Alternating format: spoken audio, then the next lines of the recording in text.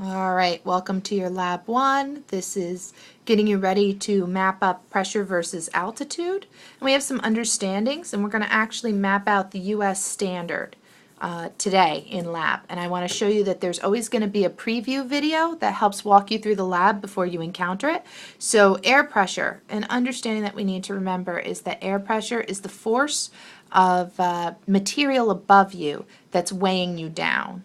And so there's this material that sits on top of the surface, and it creates a very dense set at the base. And so I drew a little picture over here, and this is air density. So it's very thick at the Earth's surface, and then it thins up as you go through the mesosphere.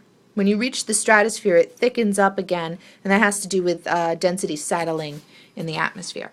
So up here, there's an understanding, and that's called atmospheric standard, and there's a symbol for that. It's ATM as a unit of pressure. And then there's a mean. So at sea level, which is what 0 in elevation, is a good place to start, and there's a mean norm. And the normal atmospheric pressure is 1,013.25 millibars. That's the normal atmospheric pressure. And if we were to then place that on a charting, we'd find that it's going to decrease as we go up in the atmosphere. And you're going to actually plot this yourself, but I drew in a really quick little graph. So I have 13.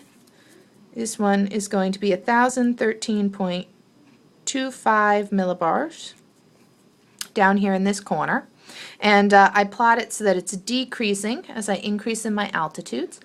And once I've plotted up my standard, this is the normal. This is what it should be most of the time, but it helps us predict weather, because if it's above or below the standard, we know that it is a high or low pressure.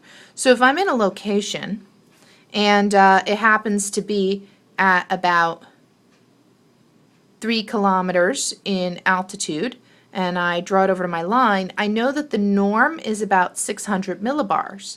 But if my pressure reading says that it's less than 600, it's 559 millibars instead, I know that this location is under low pressure. So I know that this is a stormy location. Or if it's around 700 millibars instead, somewhere over here, I know that it's under high pressure. And air is going to be leaving that location. So I can predict weather conditions off my standard.